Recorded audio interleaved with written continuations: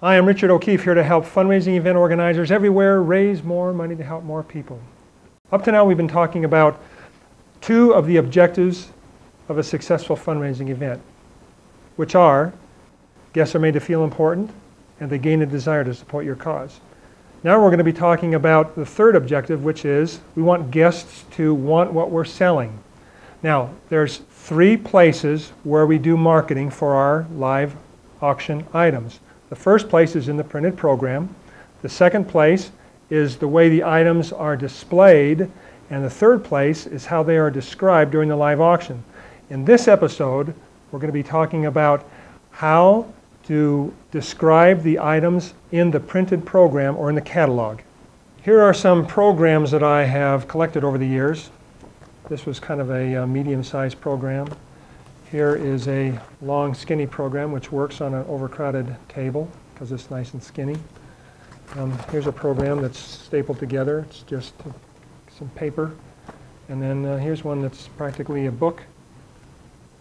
But I want you to remember this. Your graphics designer will be putting together these programs, or your program, in a nice quiet place with good light, with his or her glasses on, and totally stone sober.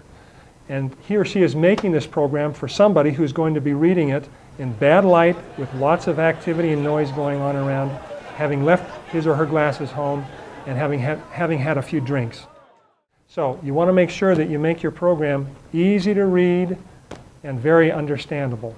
Every program needs a couple of things. Now I can pick up this program and it's got honorary chairs, schedule of events, talks about the volunteers, but every program needs at least two things. First of all, it needs a list of all the donors and sponsors, because that's one of the things that donors and sponsors pay money to you to get their name in your program. The other thing is a list of all the live auction items. Let's talk about marketing the live auction items in the printed program. Some things to keep in mind. You want to number each item. Make headings bold and descriptive. Put main features in bullet points and then followed by the details.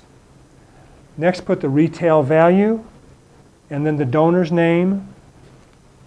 Make sure that it's easy to read. Now, why would I seemingly insult you by asking you to make your programs easy to read? Because I've seen descriptions of auction items look like this. Lots of fancy font. Now, the person who read this description over the microphone as my item describer said this into the microphone. Could this be any harder to read? I would suggest not putting anything in your program in fancy font. And I've also seen everything in uppercase and itty-bitty italics. Newspapers use Times New Roman font. Coincidence? I don't think so. I think they know what is easiest to read in printed format. Okay, let's talk about headings for just a minute. Your audience does not want to have to read the entire description of the live auction item to know what that live auction item is.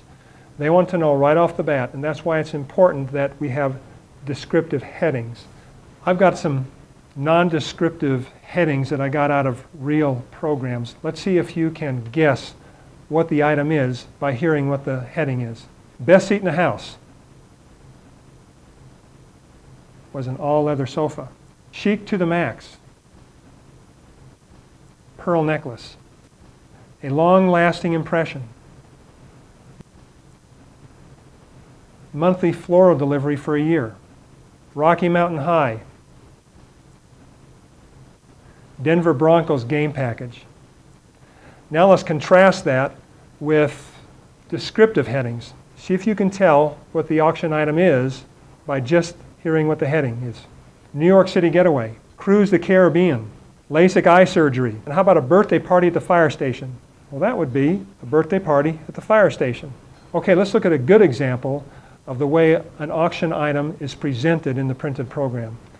You'll notice that at the top there's the item number, headings are bold and descriptive, main features are in the bullet points. Now, once somebody reads through those bullet points, if they want to know any more about that item, they will gladly read all the details. But at least they know whether or not they want to pursue knowing more about that item. followed by the retail value and the donor's name. Let me just mention something about retail value. A lot of people think that if they don't put the retail value with the live auction item in the program, that it will trick people into thinking that the retail value is somewhere way out there. Well, typically the people who come to our fundraising events are pretty smart. And I think that a lot of them feel like you're trying to trick them when you don't put the retail value in.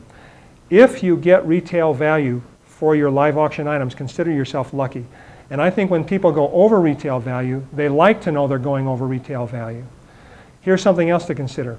When the IRS is doing an audit on somebody and they have written off part of what they've spent money on at your fundraising event, they're going to ask that person if they knew what the retail value was. So if it's in your program, then you've got that all covered. Okay, event planners, that's all for now. Until next time, may you find success shaking the money tree. Oh, that's interesting. Oh, I like that. Ah, nice touch. Mm-hmm. Very nice. Fade out here. Good job, Richard. I think we're about done. Okay, we're done. Cut. The end.